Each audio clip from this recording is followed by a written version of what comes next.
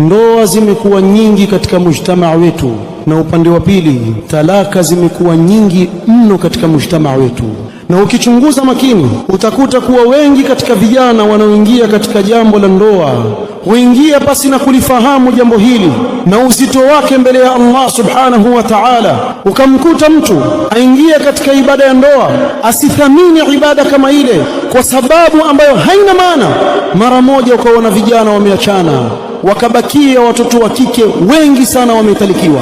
Na wengi katika vijana katika mshtama huu kaona watembea wamewawacha wake zao leo au wakesho wawacha. Sababu ni kutoka nje ya mipaka aliyowekewa na Allah subhanahu wa ta'ala na mtume wake sallallahu alaihi wasallam. Wa'ashiruhunna bil ma'ruf fa in karihtumuhun fa'asa an takrahu shay'an wa yaj'al Allah fihi khayran kathira.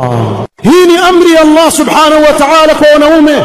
Tusikilizeni maneno ya Allah subhanahu wa ta'ala akituelekeza katika namna ya kuamiliana na wake zetu ili ndoa zidumu, ili watu waishi na utulivu katika majumba. Waashiruhunna bil ma'ruf, tangamaneni na wake zenu kwa wema na kwa uzuri. Fa in karihtumuhun, ikiwa kutatokea sababu ikakupelekea wewe kumchukia mke wako, pengine ulimi wake hauchungi na sababu nyinginezo ambazo waweza kuzisubiria, basi subiri ndugu yangu Muislamu.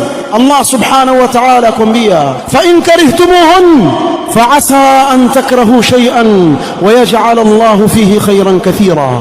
Huenda ukachukia jambo Allah subhanahu wa ta'ala ndani yake akajalia khairi nyingi, ukazaa naye watoto wengi na mengi mazuri yakapatikana ndani ya ndoa kama hiyo. Sio kila ndoa imejengewa mahaba.